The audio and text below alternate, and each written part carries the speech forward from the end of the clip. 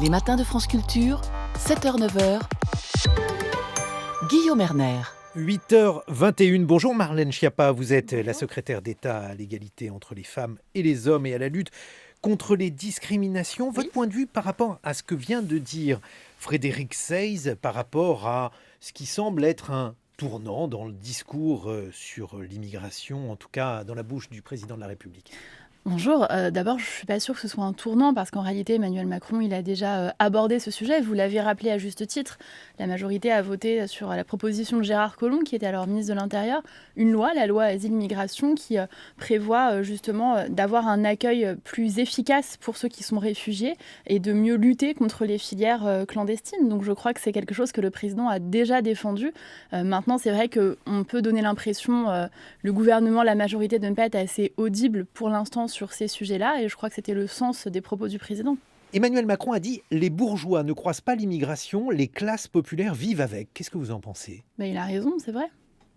Et lorsque l'on voit qu'il y a plus particulièrement en fait une forme d'immigration qui est soulignée par le président de la République, en tout cas une religion, l'islam, là aussi, qu'est-ce que vous en pensez ? Mais si on prend l'exemple de Paris, les gens qui vivent dans le 7e arrondissement de Paris ne sont pas confrontés dans leur quotidien au phénomène d'immigration. Les gens qui vivent Porte de la Chapelle et qui voient les tentes, les camps de migrants, les migrants qui passent et auxquels on ne propose pas de solution, ils sont confrontés dans leur quotidien. Ça n'est pas un jugement de valeur, ça ne veut pas dire que ce soit bien ou mal, c'est simplement un constat que l'on peut partager. Et dans ce sens, politiquement, ce que dit le président de la République, c'est qu'on ne peut pas simplement balayer d'un revers de main cette préoccupation, puisque c'est une préoccupation qui touche, au-delà bien sûr des migrants eux-mêmes, les personnes qui vivent dans ces quartiers-là.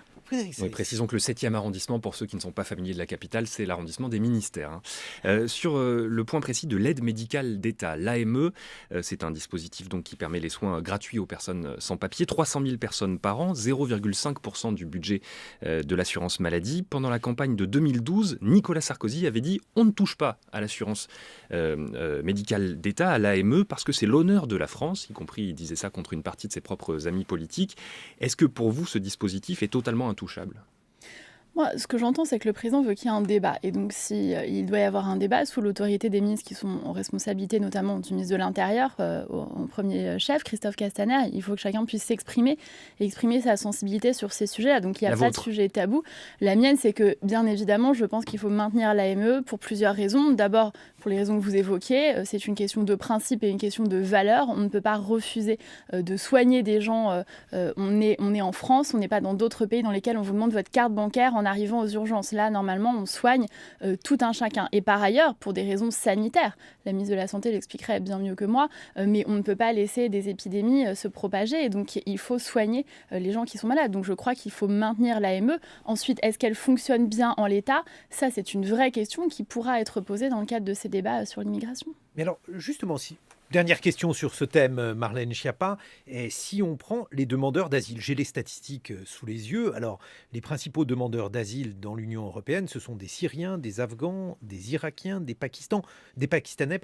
Donc, on ne peut pas dire que ce sont des gens qui vivent dans des pays où la vie est douce et calme. On comprend très bien quelles sont les raisons qui les incitent à demander l'asile en France. Qu'est-ce qu'on va leur répondre ? Est-ce qu'il est humainement, d'un point de vue humanitaire, possible de refuser, par exemple, leur demande d'asile ? Mais moi, je suis assez circonspecte parce que j'observe que le simple fait que le président de la République dise qu'on doit pouvoir parler d'immigration et qu'il n'y a pas de tabou, chacun surinterprète ses propos et donne c'est les mots, un pas de sens pas de tabou en politique, ça veut dire que... Bien sûr, mais le président a toujours eu une ligne là-dessus extrêmement claire en disant qu'il fallait accueillir de façon plus humaine les réfugiés, ceux qui fuient des pays en guerre, ceux qui doivent venir en France parce que dans leur pays, c'est invivable. D'ailleurs, je rappelle que la France accueille des femmes yézidis. Le président de la République s'est engagé à ce que nous accueillions 100 femmes yézidis avec leurs enfants. Mais la question qui est C'est-à-dire pas grand-chose. Il y a par exemple 81 000 Syriens qui sont demandeurs d'asile dans l'Union européenne. Oui, mais dans ces cas-là, il y a l'OFPRA, qui est un organisme indépendant qui étudie les demandes des uns et des autres. Par exemple, si vous êtes persécuté parce que vous êtes homosexuel dans votre pays, l'OFPRA examine votre demande. S'il est manifeste que vous êtes persécuté parce que vous êtes homosexuel, vous avez un droit à l'asile et à venir vous réfugier en France parce que ce sont les valeurs que défend la France. Et si vous êtes un être, par exemple, vivant en Afghanistan, en Syrie, bref, si votre vie est au quotidien menacée, est-ce qu'il est possible d'imaginer que vous pourrez demander asile en France en ayant satisfaction suite à cette demande? Mais ça dépend, vous avez reparlé et passé des extraits extrêmement intéressants sur la question des quotas. Vous avez rappelé que le président de la République s'était prononcé dans un premier temps sur ce sujet, mais je crois que là, on a un sujet qui doit pouvoir être traité aussi au niveau européen.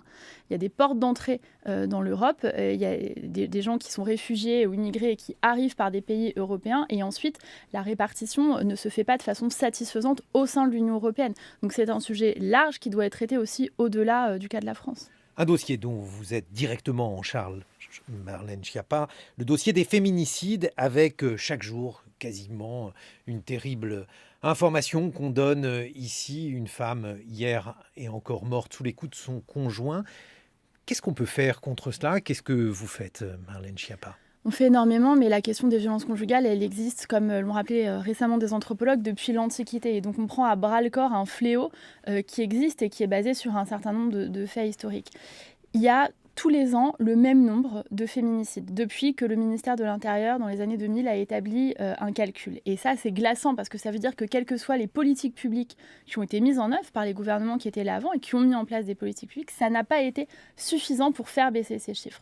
Donc nous, ce que nous faisons, c'est que nous voulons agir d'abord sur la prévention, sur l'éducation, sur la lutte contre les phénomènes qui mènent à ces violences. Et puis nous voulons apporter un accompagnement plus direct. Nous avons créé une plateforme de dialogue avec les policiers et les gendarmes. Il y a 2 unités qui sont dans le 78 et à Rennes, qui sont mobilisées 24 heures sur 24 pour dialoguer et accompagner les plaintes. Nous avons lancé le recrutement de 73 psychologues pour accompagner justement ces plaintes dans les commissariats.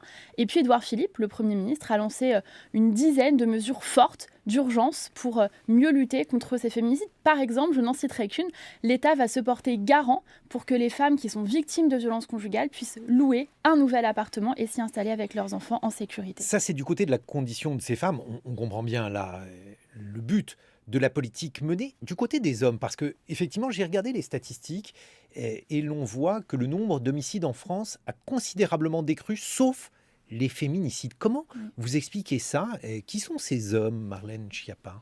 Mais c'est une vraie question intéressante que vous posez et c'est un angle mort des politiques publiques en France, la prise en charge des auteurs de violences. Il n'y a rien. À l'heure actuelle, il y a très peu d'associations qui prennent en charge les auteurs de féminicides ou plus généralement de violences conjugales. C'est aussi quelque chose sur lequel nous travaillons. Dans le cadre de la loi sur le harcèlement de rue, j'ai créé des stages qui sont obligatoires. Les harceleurs sont convoqués et viennent suivre des stages. Dans le cadre des violences conjugales, il y a des parquets en marge du Grenelle des violences conjugales, qui ont pris ces initiatives et lancé des stages dans lesquels ces hommes sont convoqués et peuvent être traités, suivis psychologiquement pour qu'ils cessent d'être violents vis-à-vis de leur compagne. Et on a des idées sur, je ne sais pas moi, des déterminismes, un portrait de ces hommes? On n'a pas de portrait en fait qui est assez frappant dans les féminicides et j'ai étudié très en détail tous les chiffres des dernières années, c'est que vous n'avez pas d'âge moyen, par exemple. Vous avez aussi bien des hommes qui ont une vingtaine d'années que des hommes qui ont 92 ans. Vous avez des gens qui sont dans tous les milieux sociaux. Vous avez le dernier féminicide au Havre s'est produit, on en a pas mal parlé, parce que justement, c'était un monsieur malien qui avait été régularisé en 2013. Certains ont parlé justement d'immigration, etc. Mais en fait, vous avez aussi des gens qui sont français, d'origine française. Il n'y a pas de portrait robot et c'est ça qui est terrible.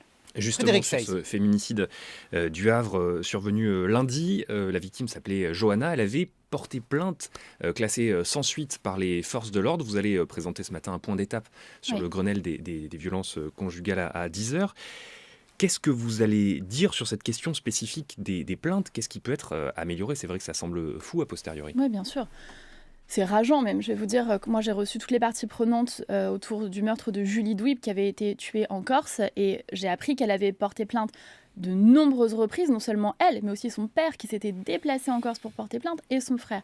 Et quand on nous dit qu'une femme a fait appel à la République pour être protégée et qu'elle n'a pas été protégée, c'est intolérable pour nous. C'est la raison pour laquelle nous lançons un audit dans 400 commissariats et gendarmeries pour passer au peigne fin les procédures et voir où cela pêche. Et nous travaillons aussi sur une grille d'évaluation du danger pour que les policiers puissent véritablement ne pas laisser repartir les femmes qui viennent appeler à l'aide sans solution pour les mettre à l'abri. Mais est-ce qu'il n'y a pas un non-dit derrière tout ça également? C'est que Malheureusement, ce fléau des violences conjugales est tellement répandu que numériquement, vous n'avez pas forcément les moyens d'envoyer des policiers pour protéger physiquement Là, l'ensemble des c'est pas une personnes qui sont question, menacées. c'est pas une question numérique, c'est pas une question d'envoi des policiers, c'est simplement une question de qu'est-ce qu'on fait une fois qu'on a une plainte, comment on l'évalue.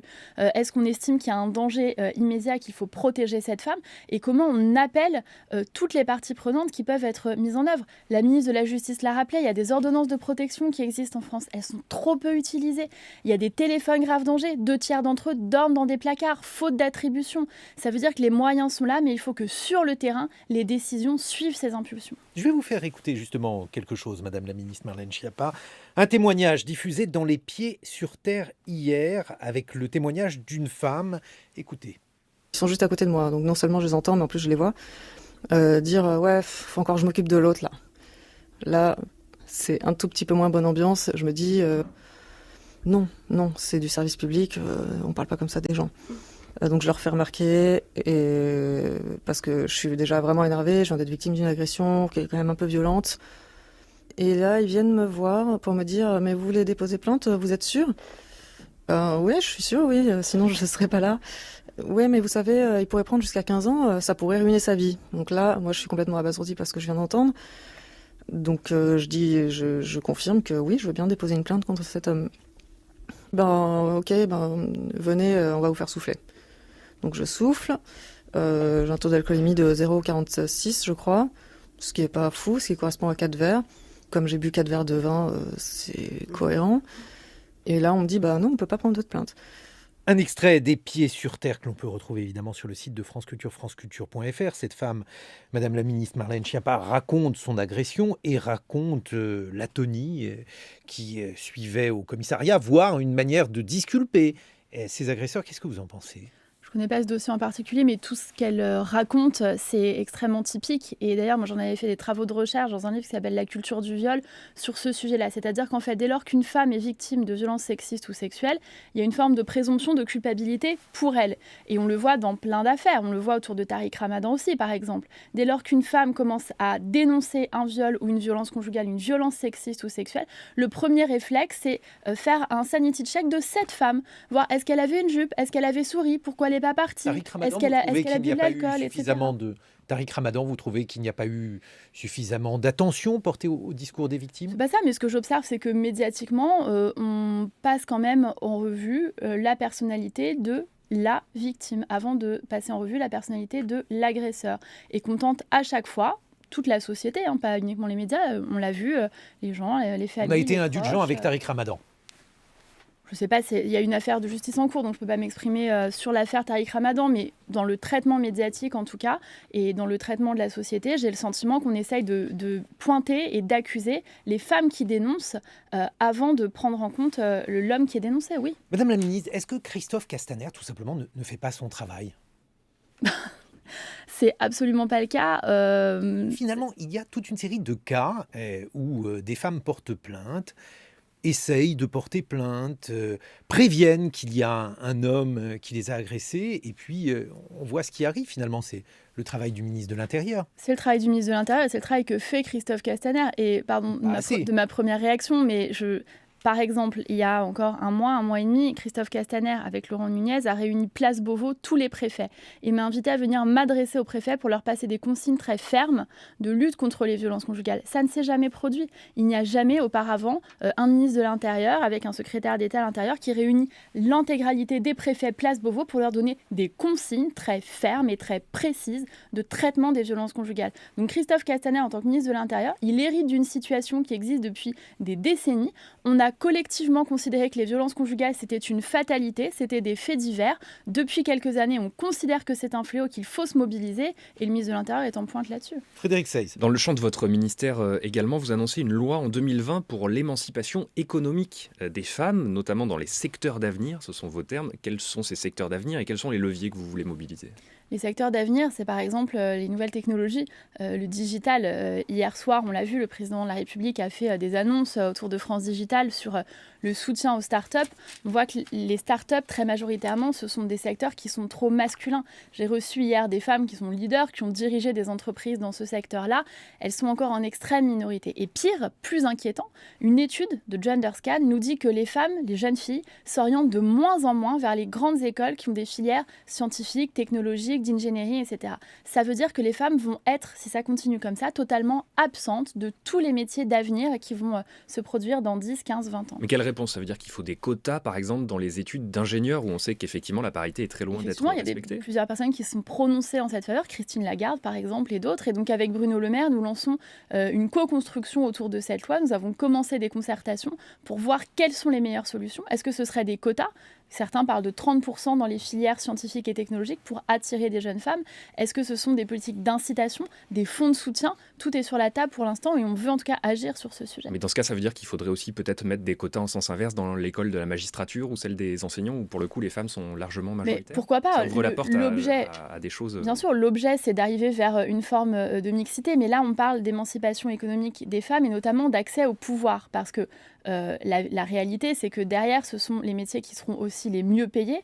Et pourquoi il y a un écart de salaire entre les femmes et les hommes? Il y a un écart à poste égal, et on y travaille avec la ministre du Travail, de 9%, mais il y a un écart structurel de 27%, parce que les femmes s'orientent vers des filières qui sont moins rémunérées que les hommes. Et derrière, je veux juste terminer là-dessus, c'est pas juste une question de justice ou d'égalité femmes-hommes, c'est une question aussi d'innovation et même de développement économique du pays. C'est-à-dire? Il y a des secteurs qui sont entièrement féminisés, santé, sanitaire et social, service à la personne, etc. Quasi entièrement féminisés.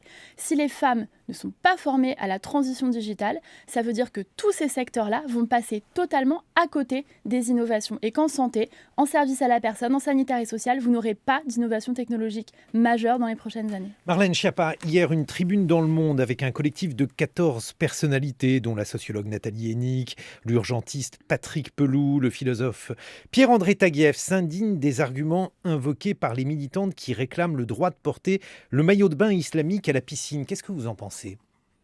Moi, je pense qu'il y a un enjeu fondamental, si on prend de l'auteur sur tous les sujets qu'on vient d'aborder et sur d'autres, qui est le respect des règles. On n'arrête pas de parler de vivre ensemble avec des guillemets et un trait d'union entre les deux mots.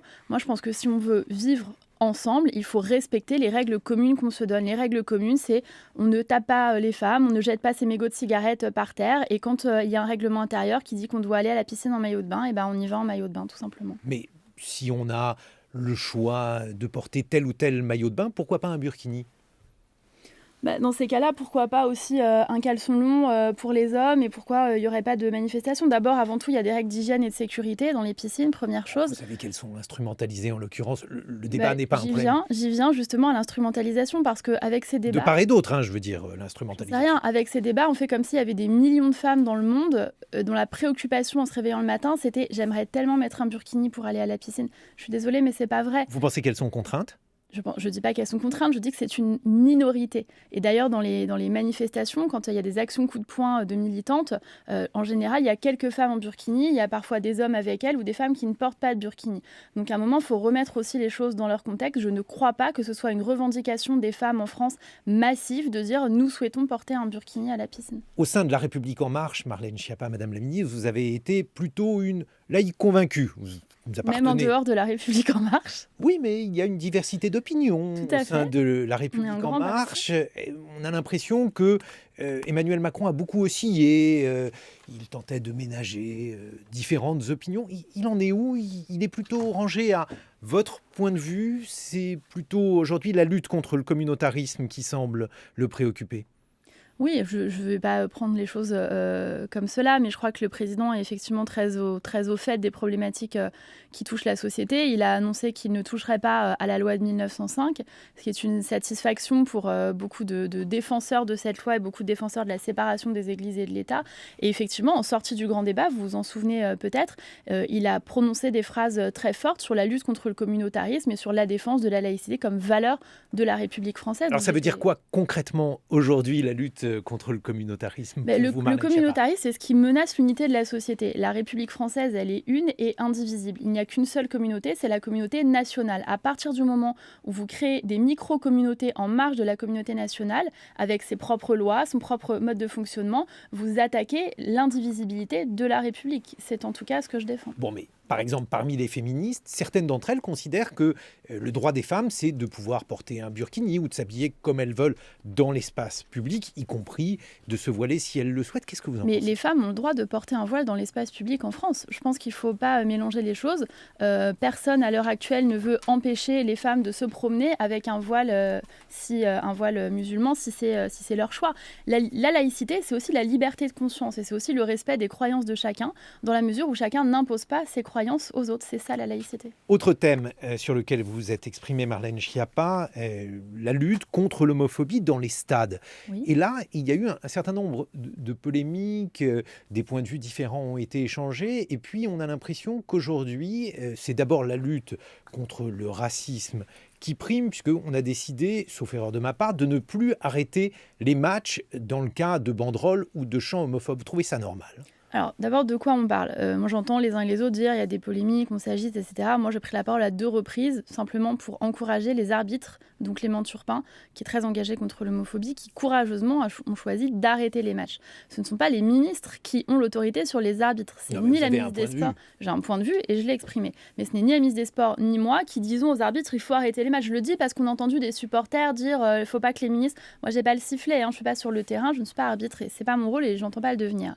Maintenant, il n'y a pas de hiérarchie entre les discriminations. Je me suis exprimée avec Frédéric Le Gauthier. président de la République a dit oui, finalement, c'est surtout pour le racisme. Ah non, pas du tout. C'est Noël Le Graët qui a dit cela. Le président de la République ne s'est pas exprimé sur ce sujet. C'est pas de son ressort non plus d'être arbitre pour chaque match.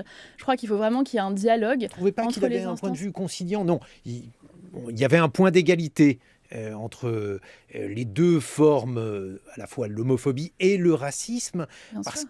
Et donc aujourd'hui, il n'y a pas lieu de mettre une loi Mais de règles supplémentaire. le règlement, il n'a pas changé. Le règlement, il prévoit toujours qu'on puisse interdire les matchs quand il y a des propos racistes ou des propos homophobes qui sont tenus dans les stades. Maintenant, je crois qu'il faut qu'il y ait un dialogue. Et ma collègue, la ministre des Sports, mène ce dialogue avec aussi Nathalie Bois de la Tour et toutes les instances du supporterisme pour faire en sorte qu'on avance. L'homophobie et le racisme, c'est interdit dans la rue, c'est interdit aussi dans les stades. Maintenant, il faut voir comment tout cela se met en œuvre concrètement. Et dans ces conditions, même si vous n'avez pas en charge le football, le fait qu'il y ait une Coupe du Monde au Qatar en 2022 et que ce pays réprime l'homosexualité, c'est un euphémisme. Vous ne trouvez pas ça choquant que l'équipe de France y aille ?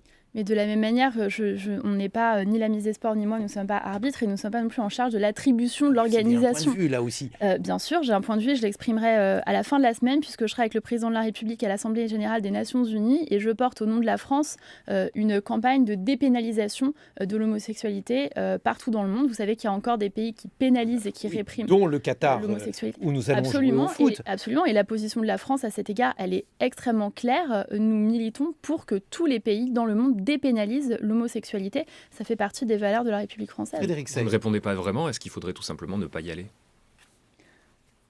Non, je crois pas. Je pense qu'il faut que justement, je pense que en fait, de façon générale, sur les questions de diplomatie, et j'en charge la diplomatie féministe de la France depuis maintenant un peu plus d'1 an, sur les questions de diplomatie, je crois pas que la politique de la chaise vide soit toujours efficace. Le président de la République l'a prouvé, un dialogue parfois bilatéral entre lui-même et d'autres chefs d'État sur des sujets importants, la dépénalisation de l'homosexualité, les droits de l'homme de façon générale, la condition des femmes, etc.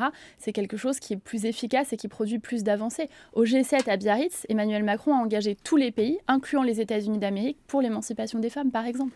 Marlène Schiappa, Madame la Ministre, je vous présente mes camarades Bonjour. qui viennent prolonger cette Bonjour. émission avec la fameuse séquence TTC Transition. Hervé Gardette, mettez votre casque et répondez. Oh, j'ai pas besoin de casque pour répondre. Le climat n'est plus une option. La théorie culturelle de Mathilde Serrel. Comprendre pourquoi le disque de la culture s'est rayé. Et enfin, la conclusion d'Aurélien Bélanger. Jean Prouvé est-il le plus grand architecte du XXe siècle ?